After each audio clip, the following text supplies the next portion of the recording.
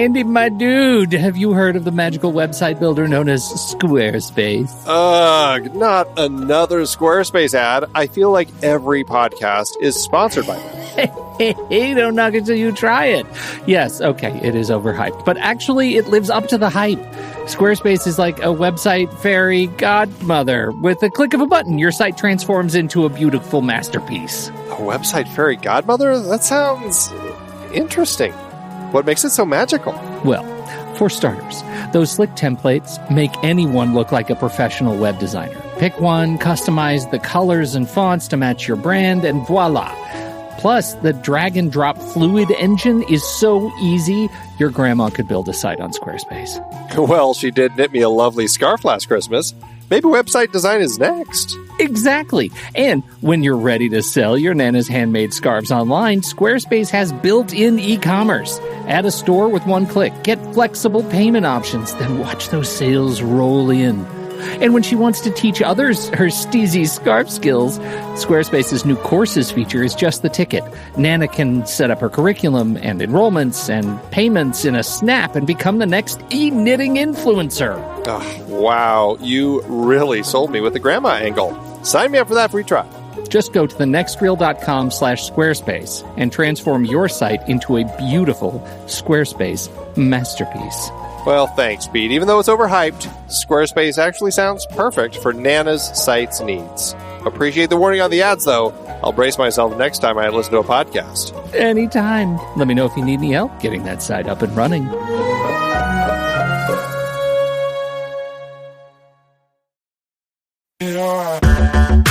Andy, can you believe we've almost hit 700 episodes of The Next Reel? I know, it's crazy. And with all the other episodes in our family of podcasts, we are well over 1,200 episodes of movie conversation. It's really pretty amazing that we've gotten to have these in-depth movie chats every week for over a decade now. And we couldn't have done it without our loyal community of film fans. Their support over the years has meant so much. For sure. That reminds me, we should give the merch store a shout out. Buying shirts from thenextreel.com/merch is a great way listeners can continue to support the show. Plus, they get to sport our great designs. Absolutely. I think sometimes folks forget we have a variety of shirts, mugs, phone cases, and more available. In fact, a great place to start is with a shirt sporting the Next Reel's logo. We also have that classic Fast Times Spicoli Surf School tee, or the weirdly popular Rusty's European Tour shirt. The one from National Lampoon's European Vacation. Why is that so popular? Search me, but we have sold a ridiculous number of those. I guess there are a lot of Rustys taking trips to Europe? We're always adding new designs based on movies we've covered, like our brand new design for a streetcar named Desire, featuring a streetcar named Desire. So if you want to rep your love of TNR and films, head to thenextreel.com/merch. Every purchase helps us continue to have these weekly in-depth conversations. So visit thenextreel.com/merch today. And as always, thanks for listening and being a part of the Next Reel community. We've got lots more great movie chats coming your way. I'm Pete Wright. And I'm Andy Nelson.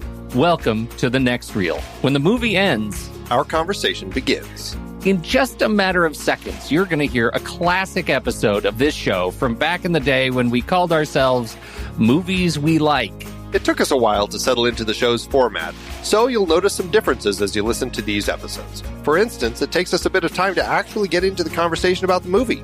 Things like that. But we're still proud of the conversations about the movies themselves, and we think they're worth keeping in the library. So enjoy these episodes from our back catalog. And you can become part of our Discord community, learn more about the show, and find out how you can become a supporting member at thenextreel.com. So thank you, everybody, for downloading and listening to The Next Reel. We appreciate your time and attention, and we hope you enjoy the show.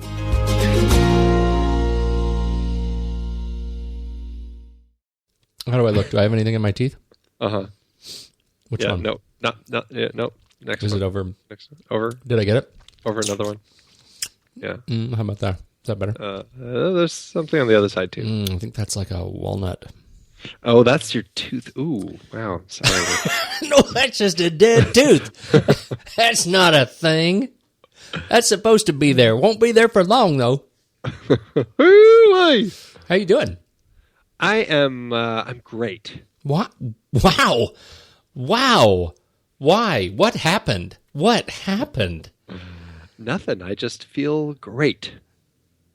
Well, congratulations, Andrew. Shouldn't we always go around feeling great? We should. And then if things go wrong, then you go down from there. You always start at an A. You start at an A and just whittle away. Yeah, you until should you're start average. At F and work your way up. I've made it about to a B, but oof, I'm pooped. I don't know. I don't know if that feels very good, because then every day you're losing something, as opposed to the opposite, where every day there's a chance you're going to be on a slightly higher step. Wow. I guess you can sell it either way. It's a glass half full, glass half empty. Really, it's just a glass kind of an argument. Yeah. It's, hey, I've got water in this cup. Hey, it's water. That's fantastic. So, you want to talk about movies now? Sure.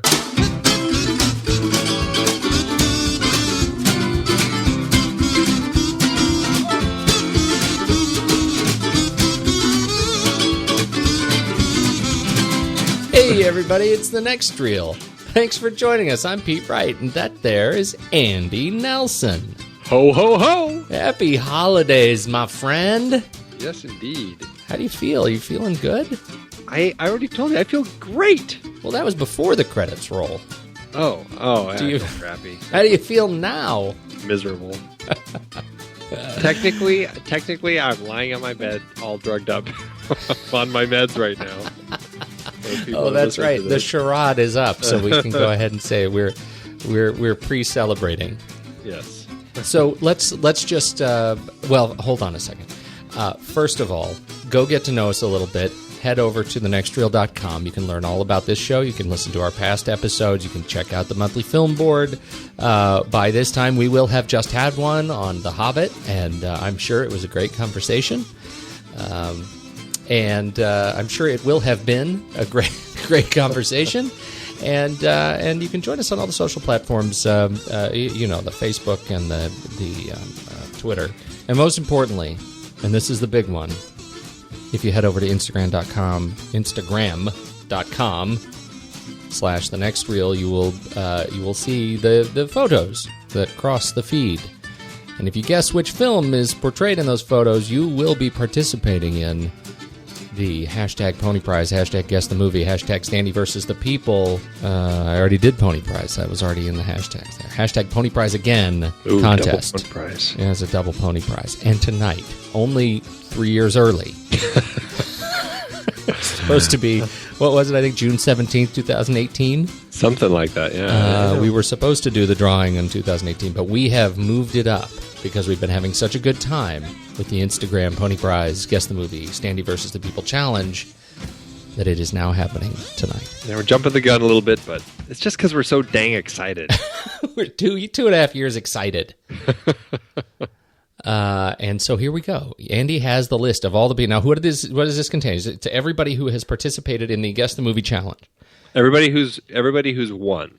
Everybody who's won, right? Not and if you've won multiple times, then your name is in the hat multiple times. That's right. So, just like the lottery, exactly, or the Force for Good, the Force for Change, Star Wars, thing. Right. So, like many contests, no purchase necessary to enter, and you can enter multiple times. The more you win, the better your odds. Is that a thing? I think that you may have that wrong. The more you win, the better you. Did you mean to mess my brain up? Apparently, I'm the one who needs to be done. The more you win, I think. I think it's the more you play, the better your odds. No, it's the more you win. I did say it right. See, you. I don't think you did. Are you insane? No. Listen, the more you win the weekly challenge, the more times your name is entered. Oh, that's wicked. Yeah. You are a wicked trickster. That's what I'm saying. All right, go ahead and pick you threw me for a minute. You should be thrown because you were speaking strangely. It was some strange sort of language. You sounded like some aged grandmother who doesn't. I don't know words anymore. Go ahead. Give it. Here we go. Go. And the winner is, in my random number generator, number 14, which is, and it turns out to be Blades of Glory, and that was won by Cameron L. Ryan. Cameron L. Ryan. Look at that. Yeah, Cameron. Oh. She had her name in there a good number of times. So she had crushed it. A good chance of winning, and she did. So, it's exciting. It was a good run for Cameron L. Ryan. Yes, indeed. Yes, indeed. And so we, at what point are we going to talk about the list of things that Cameron L. Ryan has won? I think that's not tonight. I don't think it's tonight, but it's going to be soon, and then we'll likely also have a blog post up listing kind of all the different things that are going to be shipped in a great big box. Including a pony. Including a live pony! And hopefully it'll still be alive. It may be alive by the time it reaches Cameron L. Ryan. So we are very excited to be able to do this. And absolutely. So look for more announcements as to what we win, what we're bequeathing to Cameron L. Ryan coming soon. Let's do trailers. Let's.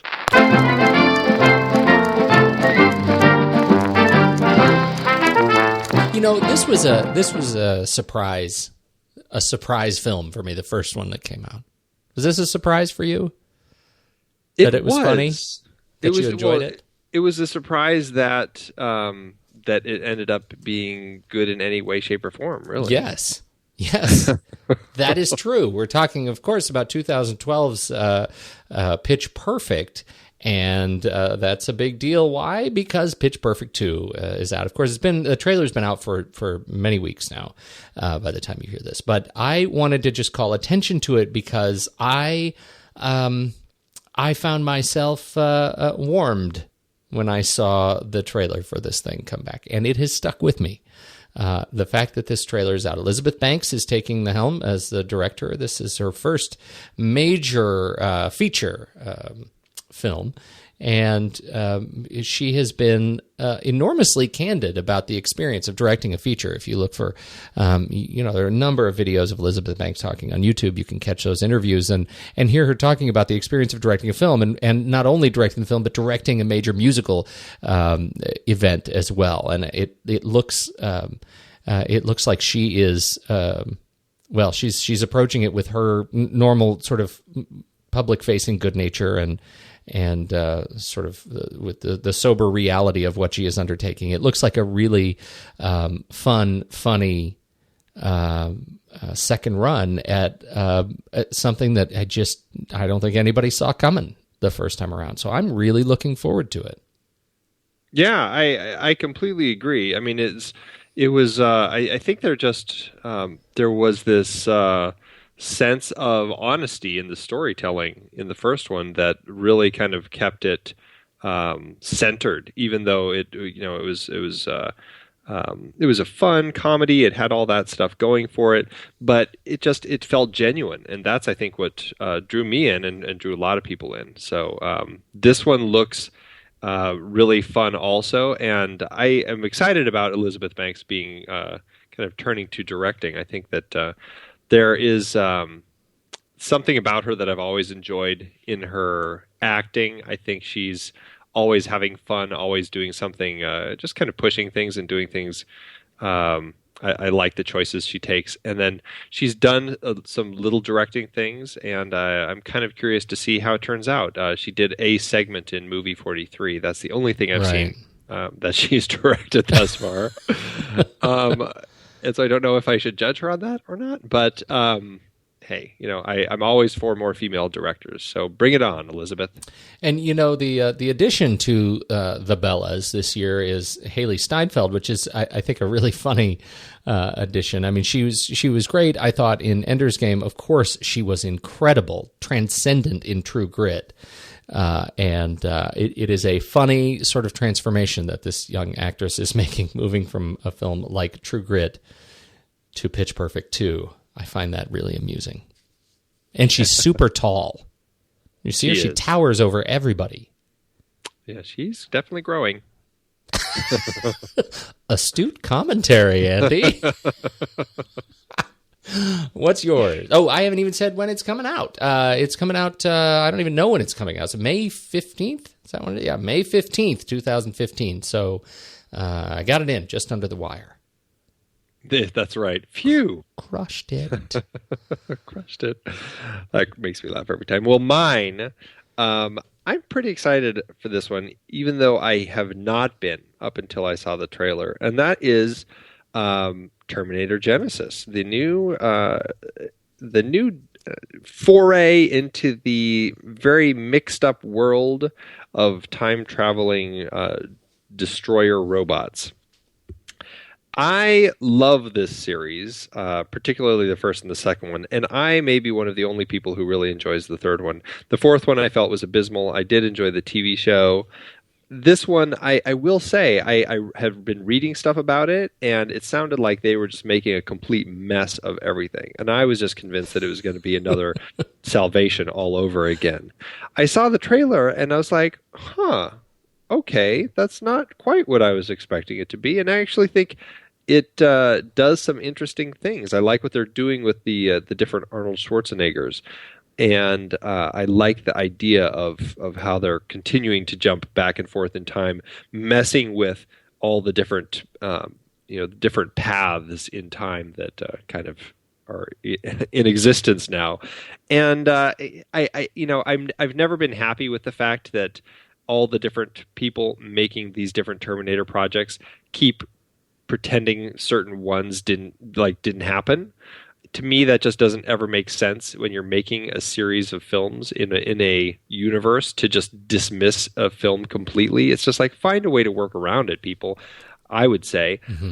But I still think that this one looks like they're doing some interesting stuff. The time stuff looks messy, but it doesn't look unapproachably messy to me. I mean, I found myself really intrigued by what they're doing with it. I'm with you. I love this series. I mean, I deeply love this series, and I'm very excited to see what they do with it. I'm particularly excited to see that my dear favorite, the Mother of Dragons, Daenerys Targaryen, is Sarah Connor, and she is obviously played by Emilia Clarke from Game of Thrones. It's just great to see her in something else big. Yeah. I agree. And Alan Taylor is directing it. He's directed some episodes of Game of Thrones. He did Thor the Dark World. That's the last time we talked about him. And I think that having helmed the Dark World, I mean, we had our issues with it, but overall I still enjoyed it quite a bit. And so, it gives me hope. I watch this trailer and feel like I think that there's a positive vibe that I have with it. Now, I'm trying to remember back to when I saw the trailers for Salvation. Did I feel that way then? For some reason, I don't think I did. I think I had issues with the variety of robots that they were incorporating into it. It felt much more like Transformers. Yeah, there's the little motorbike guys, and there's the things in the water, and all these different things. It was it wasn't. It was just like unjustified number of crazy bananas robots. Like, it just felt like I don't know if I was ready for it. And maybe they'll do the same thing here. And I've already, like, the bar was already set so low with Salvation that this will be, they can get away with more. Yeah, right. It's hard to say, but this does look fun. I'm excited. There's a little hesitancy, but I'm squashing that, and I'm remaining excited. So don't disappoint me, Alan. You have a thing with your inner child, your inner excitement. You have some inner child work to do. You're going to squash him. You're going to lock him in a closet. There's counseling going on in here. That's what else is going on in my safe. That's in your kidney safe? In my kidney safe, yes. Counseling sessions of my inner child. Oh, dear. You know what's weird, Pete? What? I keep drinking my glass, and every time I look down, it's full again. Hollywood, California, and the studios where the distinguished pictures that bear the name of Samuel Goldwyn are produced. Such films as The Best Years of Our Lives, winner of 9 Academy Awards. It was in these very studios that we recently tried to make a trailer for a new and wonderful picture called The Bishop's Wife. You know what a trailer is. One of those little films you see at your theater which shows you scenes from some big picture that's coming soon. Well, we made the big picture, and it's on its way. But something happened to the little one. It was on the day we finished all work on The Bishop's Wife. The stars were on their way home. Well, looks like it. Yes, afraid so, Loretta. Goodbye, Cary. It's wonderful working with you. Goodbye, David. See you very soon. Very soon, I hope. Bye, David. See you tonight. Oh, that's right. Tonight. What about the trailer? Trailer? Oh, I forgot all about it. Well, they must be set up somewhere. Where are they? Stage 6. No, I think they're on 8, David. 8? Oh, we have to go. Come on. Just a minute, folks. I'm sorry. Can't go in without a pass. Oh, well, you see, we work here. That is, we just finished over there, now we... All right, so you're finished. There's no one stopping you from leaving. You don't understand. We still have to make the trailer. Well, I'm sure you wouldn't want to stop us from telling people about a great picture like The Bishop's Wife. Have you seen it? No, not exactly, but... Then how do you know it's great? Well, we had a lot of fun making it, and that's always a very good sign. Well, look, maybe so, but I'm new here. I don't know you folks, unless you got a pass. I'm David Niven, and I play the Bishop. And I'm Loretta Young, and I play the Bishop's wife. And I'm Cary Grant. I play... Oh, that's right. Now, wait a minute. What's the matter? Well, nobody's supposed to know what part I play until they see the picture. Then what do you need of the trailer? Well, we'd like folks to come in and see the picture. It's very fine, and it's quite the most unusual picture Sam Goldwyn has ever made. Oh, yeah. It's full of surprises. Oh, please. Well, if you put it that way. Thanks, officer.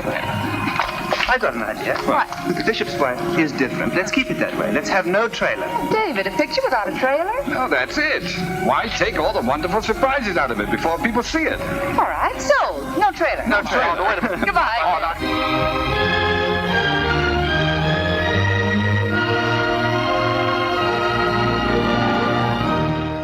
Andy, did you watch the trailer for this thing? I did. Was that fantastic? The anti-trailer The trailer? anti-trailer trailer with David Niven and Cary Grant? How about let's not make a trailer? Do you know what's funny? Okay, so of course we're talking tonight. This is our holiday movie, our Christmas movie, holiday movie of the year. You know, we do this holiday thing. Do you remember off the top of your head? Go. What are our past holiday movies? Well, the first one we did was We're No Angels. Yes, excellent. And then we did Christmas in July. Also fantastic little trip. And then we did Christmas in Connecticut. Which was beautiful. Yeah. I've enjoyed them all. I have enjoyed them all, too. They are a sweet trip down memory lane here in terms of me not being able to remember the 40s. But it feels like I should be able to remember the 40s because they're so sweet. And so this, The Bishop's Bishop's Wife, is a 1947 film directed by Henry Koster, written by Robert Sherwood, Leonardo Bercovici, and, it was based on the book. Robert Nathan book from the 1920s, starring our three principal stars, Cary Grant, Loretta Young, and David Niven. And so meanwhile, back at the trailer, I found the trailer really charming. I'm going to play the whole thing. Right, so by now you'll have heard the whole thing, but no cuts, because it's very funny hearing these three people fake that they're not allowed on the lot because they finished shooting. And they're about to be escorted off the lot. They're not allowed to go record the trailer. And then David Niven has this brilliant idea: we should not record a trailer. I think it's fantastic. There were more of those trailers in the 40s films. We've seen another trailer similar to that, right? I can't. Marty had one. Marty had one. It was just talking. It was Burt Lancaster was introducing the story. Yeah, that's right. So that's what I'm thinking of. They're very, very strange. Yeah. So this film, Cary Grant plays. David Niven plays the Bishop. Loretta Young, his wife. And Cary Grant plays Dudley, and Niven's character of Henry Brougham has some problems because he wants a community cathedral in their pleasant little town, and he needs to raise the funds to get it to happen, and he's having some trouble getting everybody bought in on the matter, and so he prays, and who responds to his prayer but the angel named Dudley, played by Cary Grant. How'd this movie do for you? I enjoyed it. It was a nice, sweet film. It was different. It was a different experience for me than the other holiday films that we've watched. This one, it was a little more serious. I think the other ones that we'd picked had a little more levity. Not to say this one didn't have any levity, but there was a little more kind of a serious tone with this. And it's not really a religious film. And I think we'll talk about that a little bit, about the religious nature of it, or at least the perceived religious nature of it at some point. But because of that, the tie into the bishop and the angel trying to help him with his stuff, it just seems to take on an air of a little more seriousness, even though it is does have some of that lighter comedic feel. So I guess I was, for some reason in my head, I had it that it was going to be a comedy, and not having seen the remake, The Preacher's Wife, I really didn't know a whole lot about what to expect from this story. And I enjoyed it. I really did enjoy it quite a bit. It just wasn't what I was expecting it was going to be.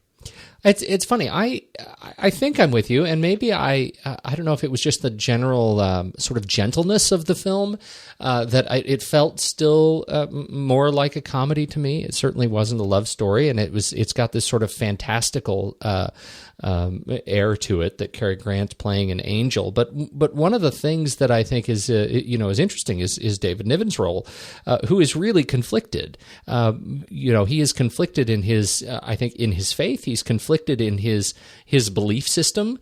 The fact that he is approached by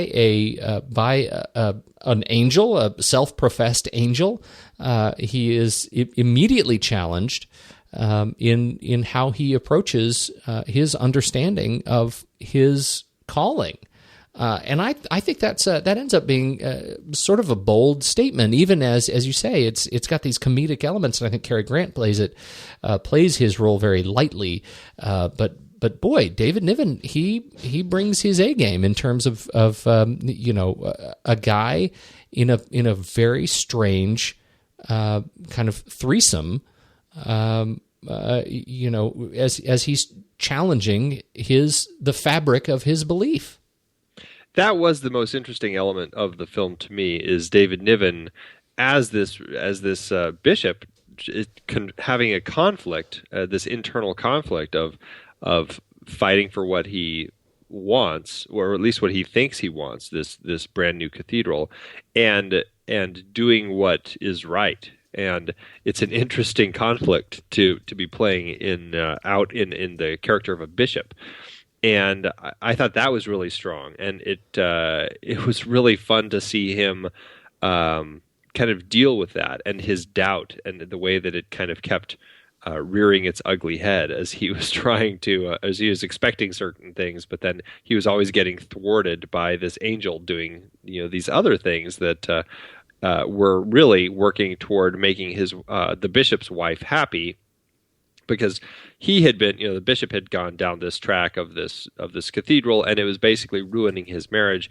It was a kind of a dead end as far as dealing with the people that he was dealing with to get this cathedral done, and what he prayed for specifically was, I can't remember the exact thing, but it basically just to get some help. And in his mind, he thinks that's to get the cathedral, but as he realizes at the end, it's just to actually get him through this, and by making his wife happy and making these other decisions. It's nice to see David Niven's character grow and change over the course of the story as he realizes that what he's been pushing for is not what he really needs to be happy. I think an actor as talented as David Niven is required for a role like this in otherwise a light film, and I think he pulled it off really very well. His relationship with his wife, Loretta Young, plays his wife Julia Broem, which is I think one of the more it's an interesting relationship. It doesn't feel like a very strong marriage to me. No, it feels a bit superficial, and maybe that's just the tonal kind of nature of the period and of the style of the film. But it feels fairly superficial, and so when their marriage is tested, which I did not expect at all, the marriage is tested because she has an affinity to Dudley the Angel, and Dudley the Angel has a growing affinity for Julia, and they go skating, and it turns out Cary Grant, he can rock the ice. Blades of glory all over again. Blades of glory, indeed. And so that kind of relationship, that testing of the relationship, it's a fascinating twist, and I'm challenged a little bit to feel. Well, I don't know how I feel about it. I was going to say I was challenged to feel sort of like I was hurting for the bishop because it didn't feel like their relationship was that strong anyway. But I'm more interested in this angle of that Dudley was here, and that everything he was doing had some effect on Henry, on the bishop. That he was here maybe to test the bishop by testing their marriage. Does that make sense? Did you get any of that, or am I reading too much into it? No, I felt that too, and that was kind of initially what I thought was what Dudley was doing is working to make Loretta Young, her character, happy, because the bishop wasn't doing it, and so Dudley was kind of working to make her happy again, so that he could bring these two together. And it came as a bit of a surprise to me that actually Dudley ended up announcing that he actually was growing close to her. I was actually quite surprised by that. And it was an interesting element to throw into the story that, because I mean, you've seen stories like this where, and I don't know what they are, but I know I've seen stories like this. But like where there's a character who comes into a troubled relationship and kind of is playing them and in a way to help them rekindle their relationship. And sometimes it comes at this element of feigning this attraction. And by doing so, it helps the other person realize, oh, hey, I'm really still attracted to this person that I'm actually with. And so I was expecting it to go that route. And so when he actually was, showing this jealousy and announces to Henry that he actually has this jealousy because he is mortal and can actually love her and all that, I was like, wow, that's an interesting direction. I never expected it to go. Yeah, absolutely. And so on the flip side of that, how do you, we have this setup in the beginning, sort of the first, 8 minutes or so. We have Dudley wandering around the snowy downtown. And he's just helping everyone, and it's like he's accidentally helping everyone. He at one point he saves a baby carriage from rolling into a car, and he helps a blind man cross the street, and then he helps the professor. But as they're crossing the street, the car just there's a car careening toward them, and it just slams on its brakes, and there is no, it's as if Dudley has no notice that this is happening. It's just anybody that he's touching is automatically helped, right? And so you kind of get that feeling, and I can't help but see that, as their relationship plays out, as the relationship plays out between Dudley and the bishop's wife, he's there to help just by his presence alone. To help everybody he touches. And so insofar as, he's helping her to be happier in their relationship, he's, and he is expressing his jealousy because, the bishop's there to love her. His role ends up being to accidentally sort of redeliver help them rediscover their own faith in kind of humanity and existence and by not getting crushed by a car or just being happy and present in a relationship that should be stronger than it is. And I really liked that. I kind of liked that angle of it. Speaking specifically of Cary Grant, though, while I really felt an affinity to Loretta Young in her role and to David Niven, obviously, in his role, Cary Grant, it's hard not to imagine him just sort of wandering through this film with a drink in his hand. Do you know what I'm saying? Oh, that's funny. Yeah, I guess I can. Although it's funny because I had more of an affinity for him and less of an affinity for Loretta Young's character. Well, I can see that. I mean, I can. I absolutely. I want to hear more about that. But my Cary Grant thing. What was your affinity for? Was it him as Cary Grant or him as the angel in a suit? I don't know. I think it was the cutesy way that he was playing the angel. There was something really. Again, going back to kind of that light comedy that Cary Grant does so well. There was something about just kind of the looks that he would give when he would, save the carriage or help the professor or when the maid shows up having gotten all of her Christmas shopping done ridiculously fast. All those little things, like the look on his face. There's no necessarily it's not like self-satisfaction and like look what I've done, but it's just like this kind of genuine happiness that people are so happy from these things. And I don't know, there's something that he just does in his expression that I think kind of conveys that really nicely. And I just really enjoyed seeing him just looking so casually happy about everything. He was playfully happy about everything, but I couldn't help but think, hey, I'm so happy. I just waved a finger and typed a sermon without touching the typewriter. I just waved a finger and decorated a tree.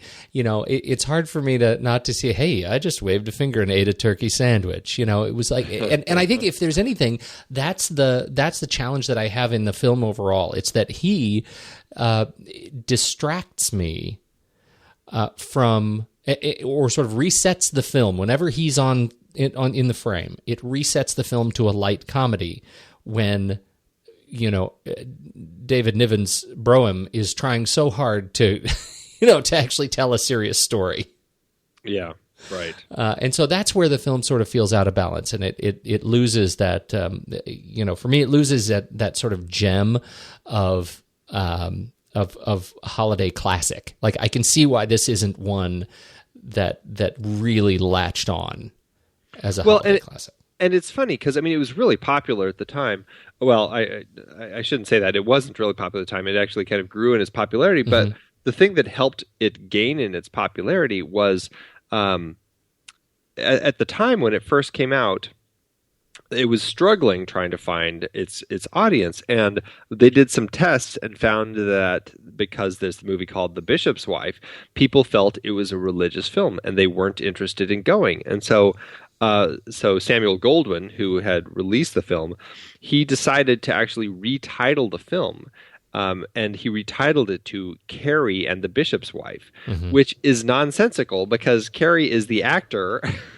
Right. The bishop's wife is the character. Right. So it's like this weird blending of the two, but it actually helped draw crowds. And it says in these markets where they did this, it increased business by as much as 25%, just because his name was a part of the title of the film, which I find so strange that that's something that they would do in order to sell a movie. But it also speaks to the presence of Cary Grant in the film and how it has this sense of, I'm Cary Grant playing Dudley, this angel in this film, and look how casually happy I am and all of that.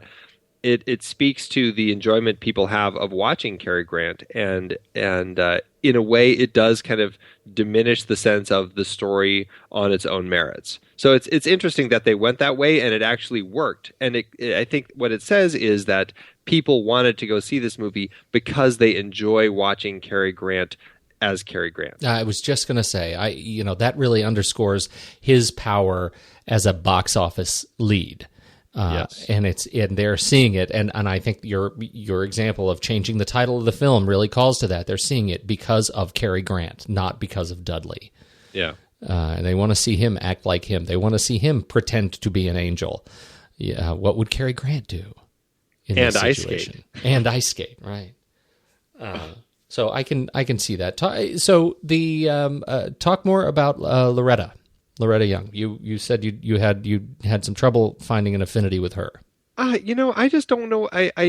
I was looking at her filmography and everything, and I don't know if I had ever actually seen her in anything. I was like, this might be the first time that I've seen Loretta Young. I mean, I've certainly heard her name. I know that she's done lots of projects, but there's something about it that it just didn't. I didn't fully connect with it, and maybe it was because of my trouble with the whole concept of this film being called The Bishop's Wife. And in my head, I kept trying to relate, okay, I know that she's unhappy and that he's trying to kind of make her happy, but it seems strange to me that it's called The Bishop's Wife, because I just didn't feel like, as the titular character, it's like, I don't know, there's something weird about that. And Loretta Young's character, while she worked well and she played well opposite Grant, there was just something kind of just oddly, I don't know, maybe a little disinteresting to me that I just never really quite connected with. You know, that's interesting. And I think you put your finger on something that I've been chewing on too, which is this idea of the weirdness of the title. Since the story, what is it that I feel like I'm missing because the title puts so much weight on her? Exactly. Right. What is it that feels like I'm missing something substantial in the telling of the story and her role between these two guys that maybe is not fully played out? Mm-hmm. Yeah. And I don't know. Maybe that's lost in adaptation land. Yeah. And not having read the book, I don't know what else there might have been in Nathan's original novel about the wife that might have made it in there. But I think that's it. It didn't. I just never quite felt like this was the character that kind of defined the film for me. Yeah, yeah. You never saw The Stranger? Orson Welles, 1946. You know, actually, I did see that. That's Loretta Young. Remember it very well. That's the one where it ends with him on the clock, right? I like that movie quite a bit. Yeah, it's been a long time since I've seen that. It's been a very long time. Yeah. Well, there she was. So I guess I did. You've got one credit. You've got one. Yeah, just one. That's the only one I had. Yes. Anyhow, you're right. I had a challenge with that. But I think my challenge with her was more that I just didn't see their relationship as, and maybe that's what I'm missing. You know, had I had a greater feeling about their relationship, their marriage, everything, all the other tests that came into play would have meant something more.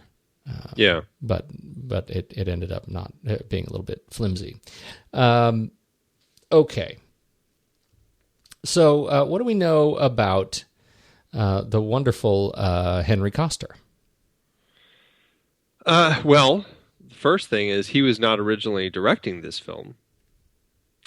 He was William Sider was actually originally directing this film, and Samuel Goldwyn brought him on because people were not, I guess, liking the direction of the story, and so Samuel Goldwyn got rid of William Sider and brought on Henry Koster to make the whole new film. In addition to also bringing in uncredited Billy Wilder and Charles Brackett to do some uncredited rewrites. But Henry Koster, I think, he's a director who I think brought I don't know. I just think it never felt like he was hitting me over the head with anything. And that's, I think, the danger of a film that deals with religion or religious matters is that it can potentially end up being a little overbearing as far as its morals and everything.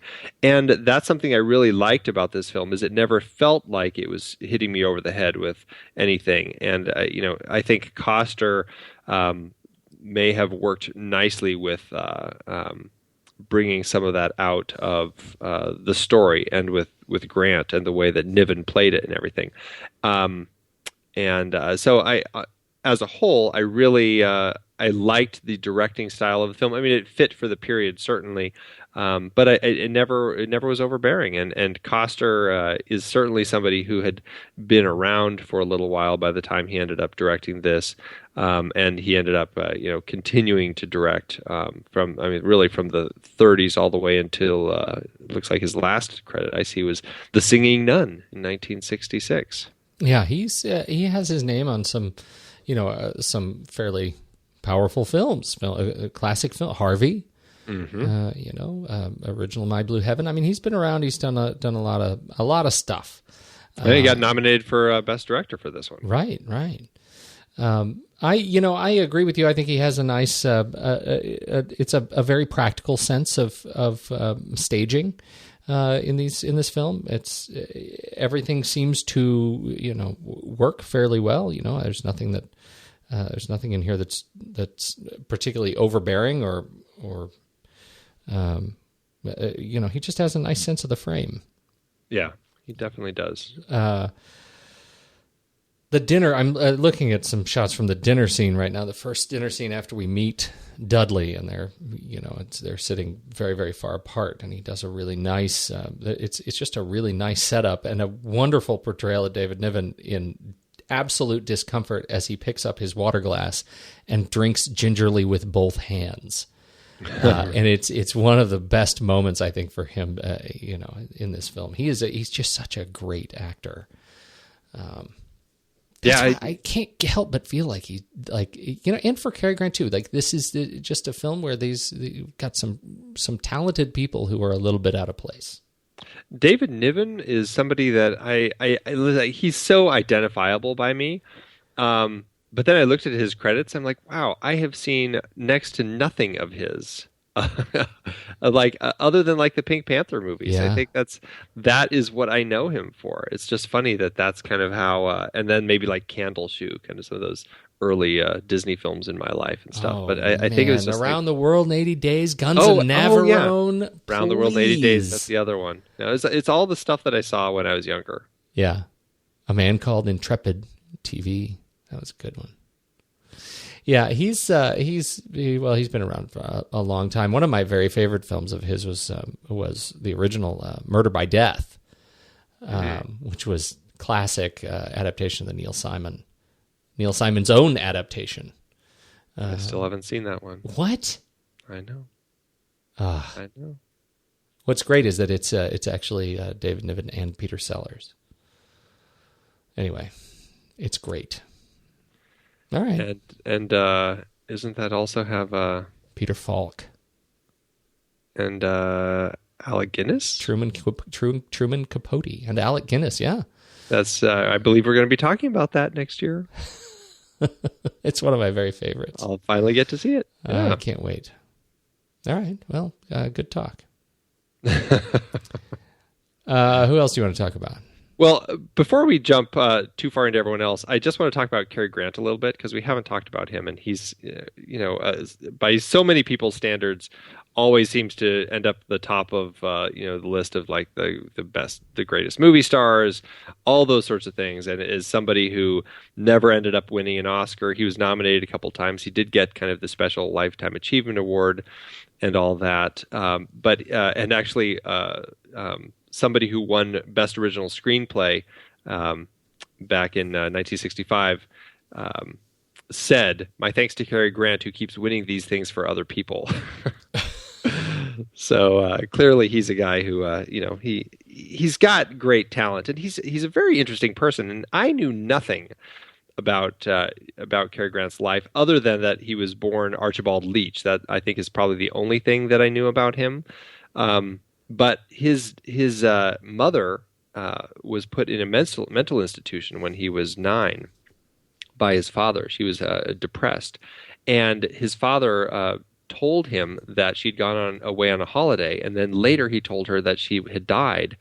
And he had gone on believing that his mother was dead until he was 31, when his father on his deathbed told him that he had lied and that he could go find her in a care facility. Which just blows my mind. It's like, God, that's horrible. Imagine. I know. And then his father had remarried, started a new family that apparently did not include him. And from what I've read, there's not a whole lot known about who took care of him until he was off on his own. He was born in England, and then he came over to the U.S. in 1920. Got processed over on Ellis Island, and then finally became a U.S. citizen in 1942. And that's when he also changed his name from Archibald Leach to Cary Grant, because all these people in Hollywood were saying, hey, you've got to change your name. He was going to change it to Cary Lockwood.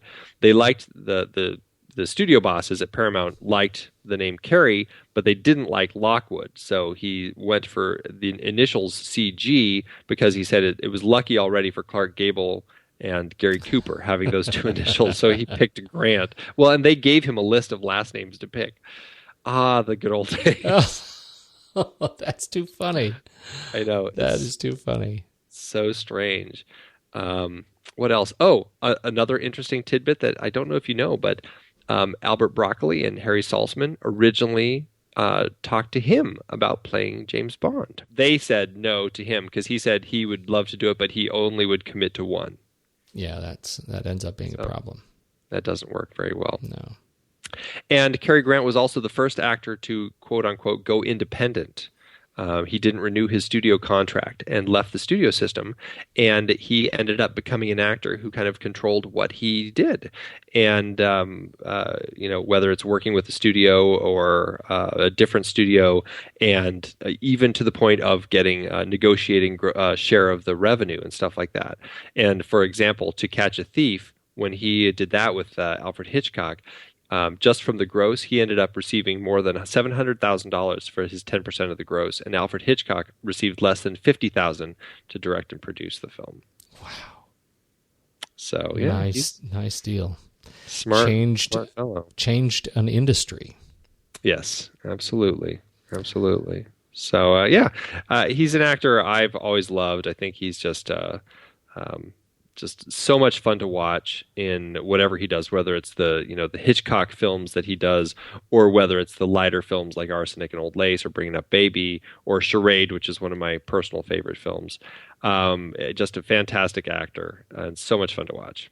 It's the Hitchcock films that, for me, I think really put him in place, and obviously, many others agree. They're very, very popular films, and I think he's, that's where we get to see him at his very best, right? This light stuff, people want to go see Cary Grant pretending to be in a movie, but the guy has talent, and I think he really brings it to bear. And in other films, not this one. Yeah, right, exactly.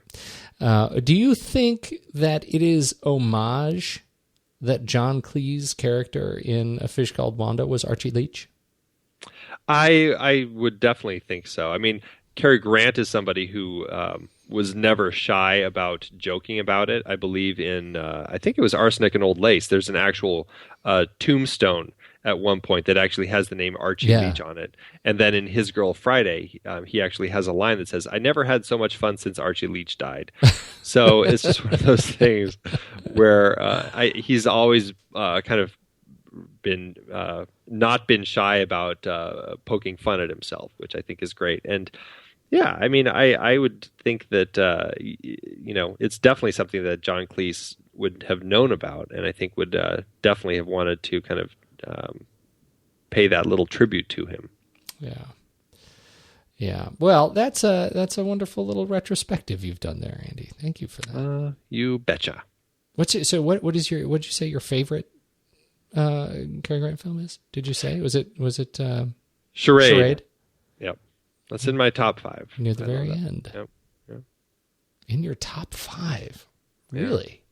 Yeah, it's such a fun film to watch, and it's one of those films that I think I happen to catch at a young age, and I always find that the films that I caught at a young age end up sticking with me. Well, I don't have a great memory of it, but I'll tell you, I have a hard time not watching Audrey Hepburn films, so I would probably enjoy popping that in. Yeah, we should talk about that one day. Yeah, we should. Add it to the list. Mm-hmm. Okay. Who else strikes your fancy? Monty Woolley, I love as the professor. Mm-hmm. There's something about him that just is very fun to watch. And that's another character that I found really interesting, the way that, again, in a very gentle, not overt way, you watch this guy who, his affinity for Christmas is only from his childhood.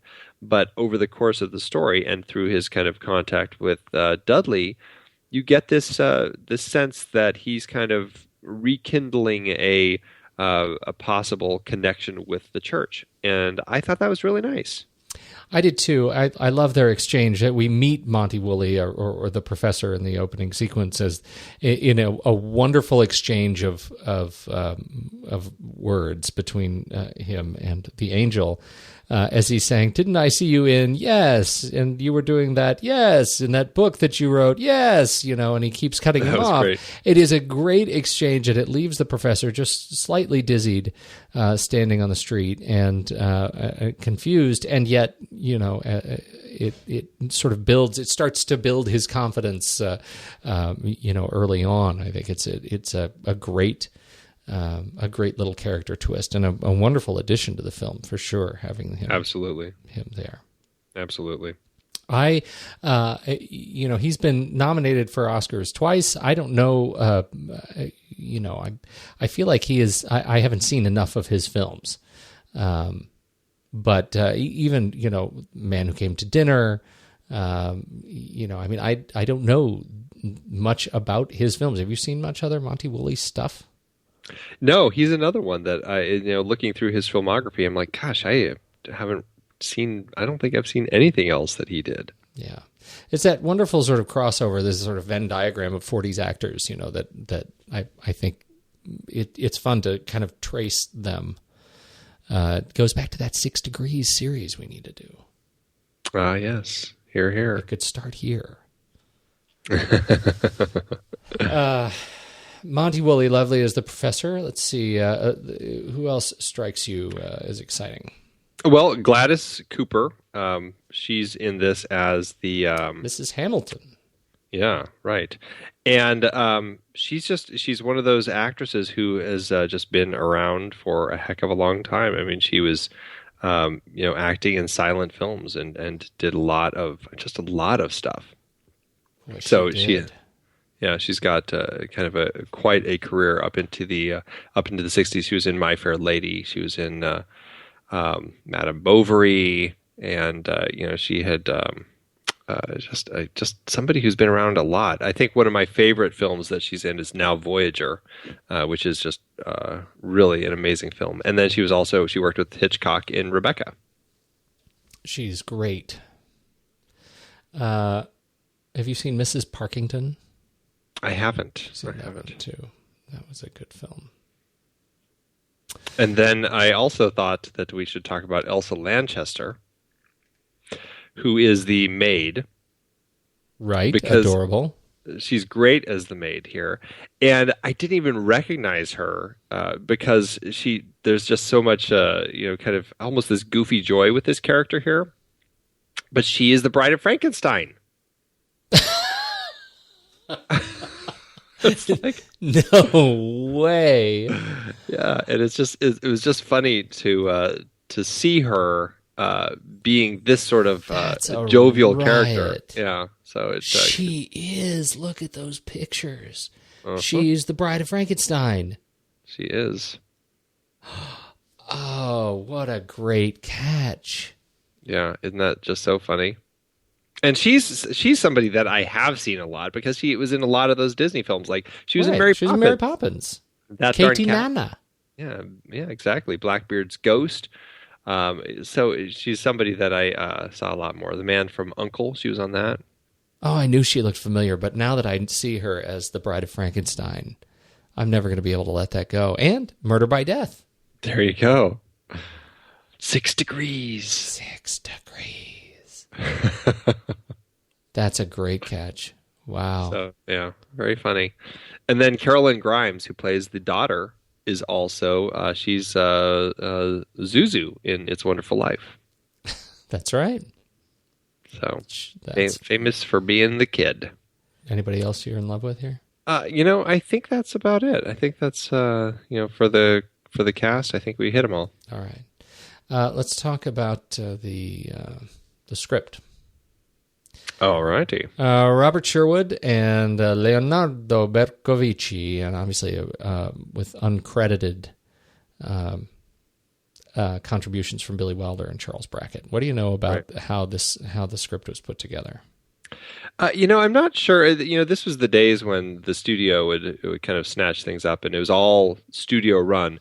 My understanding is Robert Sherwood kind of worked for the studio and wrote for the studio. Interestingly, he was one of the the quote unquote vicious circle. Oh, talk about that with Mrs. Parker and all of that. So I don't know what else to say about that except he was in it. Now he was one of the guys, and they made that movie Mrs. Parker and the Vicious Circle. Yes, Nick Cassavetes played him in it. Well, it was the Algonquin Round Table, and it was this group of writers: Dorothy Parker, Robert Benchley, and they.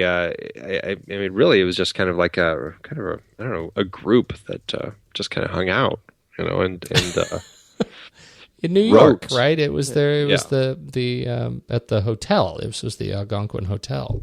Yeah, so. it was there. There were a lot of New York writers in it. In this Algonquin Round Table. It was around.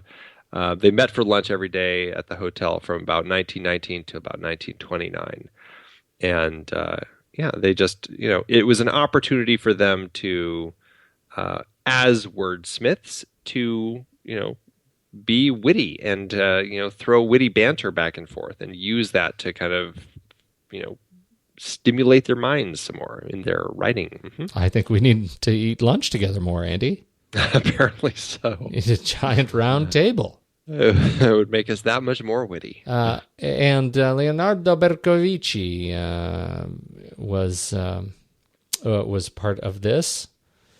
Interestingly, I don't know.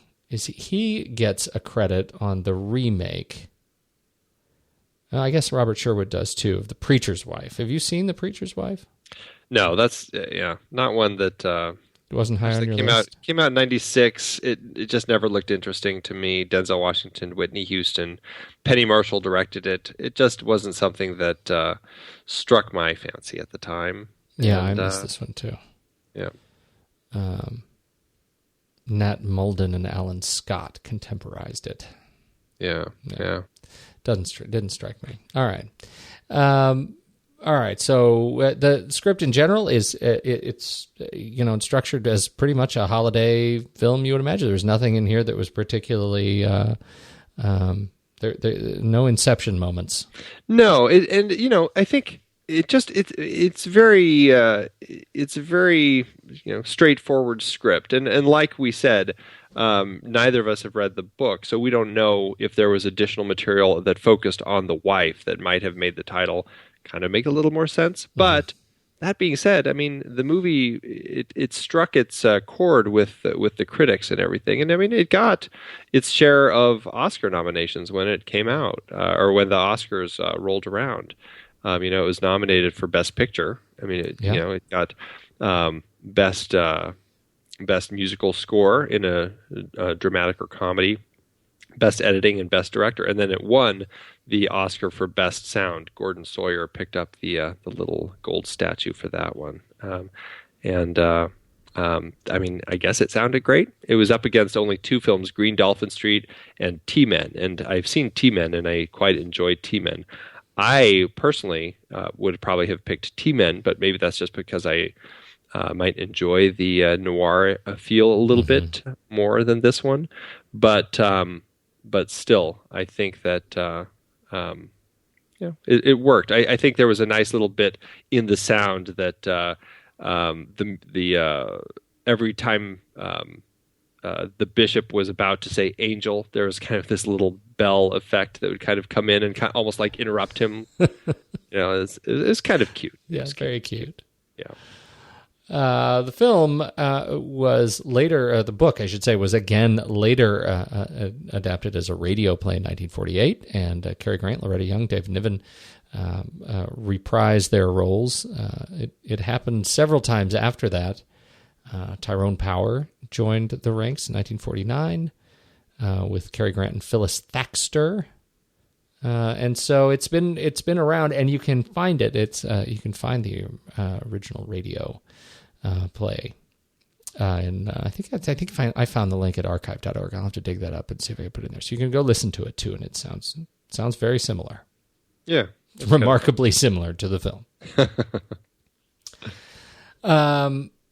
Any other observations in this? How did it kindle your holiday heart? I think it did fine. It's interesting. It's not a huge focus on Christmas. Obviously, it is Christmas time. People are shopping and everything, but really, its focus on the story is all about this the bishop and his need to get this cathedral made. But what I did find endearing was this turn that people made, particularly toward the last act of the film, when Dudley goes and gets Mrs. Hamilton to change her tune as far as donating money to get this cathedral made. Mm-hmm. There was something about that spirit that I did enjoy, and it did kind of give a sense of that Christmas spirit. So while it's not out and out a straight up like Christmas comedy or anything like that, I did feel that it stuck with the spirit, and I enjoyed it. I definitely enjoyed it. I did too. I think it is, it's a warm film. It is, as much as I am critical of just seeing Cary Grant parade himself around, it is fun to see Cary Grant parade himself around in a suit and being the angel. I agree with you. That moment at the end when he changes her tune it's really quite delightful. And at the end, the final Christmas Eve midnight when Harry's delivering his plagiarized sermon, you end up. It ends up feeling good. It was the hand of an angel that gave him the words, and it ends up feeling like it closes with warmth. Yes, absolutely. I did like it. I like that it is attached to our holiday collection now, and I'm glad we watched this one. Oh, absolutely. How'd it do? You mentioned earlier it's got a slow build. Yes, and that's all I could find. It is, some of these older films, it's really, it's nigh impossible to find any statistical information as far as how much it cost, how much they made. I couldn't find anything. All right. Yeah. Well, sad to say. It's a good segment. How about we rank it? Let's do it. Head over to Flickchart, everybody, at flickchart.com/thenextreel. You can see the list of our favorite films, and we'll see if this one, we'll see if it cracks the top 97. Oh, let's do it. All right, The Bishop's Wife or Hot Fuzz? Hot Fuzz. Hot Fuzz, yes. The Bishop's Wife or The Sandlot? I'm going to say The Bishop's Wife. I would do The Sandlot. All right. I'll go with Sandlot. Well, I mean, I'm not that serious about The Bishop's Wife. Okay. We're just getting to know each other. You were saying? Oh, all right. Well, moving on. The Bishop's Wife or Escape from New York? Oh. Wow. Probably. Escape from New York was not a great film. Yeah, I have issues with it. Like, I feel like I watched it. I'm like, that might be the last time I need to watch that movie. Yeah, I think The Bishop's Wife. Yeah, I agree. Bishop's Wife or Clute? I think I'll go Clute on this one. I would go Clute. The Bishop's Wife or Christine? I'd do The Bishop's Wife. I think I would too. Only after this viewing of Christine. I think if you asked me before we'd done, I would have picked Christine. I agree. I think so, too. So Carpenter is not winning out this round. The Bishop's Wife or Troll Hunter? The Bishop's Wife. Troll Hunter is so much fun. I like Troll Hunter. Yeah, I did too. Yes, but I'll go with Bishop's Wife. The Bishop's Wife, oh no, we did Clute already, so... that leaves it. Look at that. Number 136 out of 164. Wow, not even close to 97. Not even.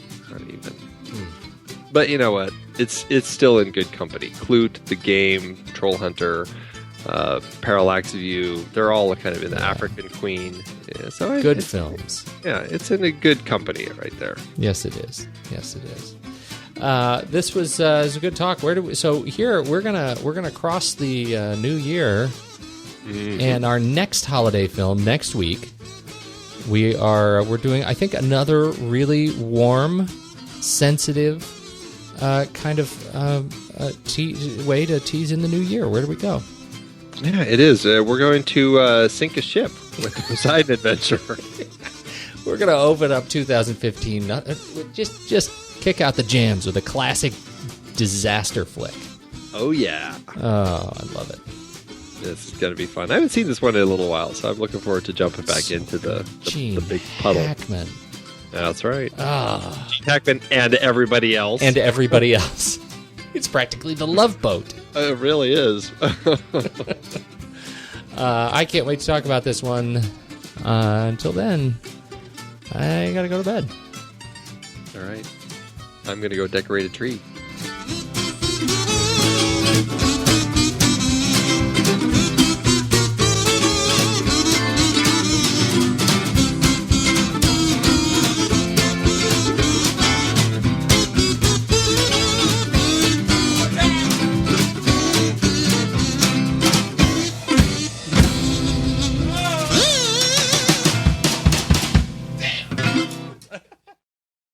All right, you go first.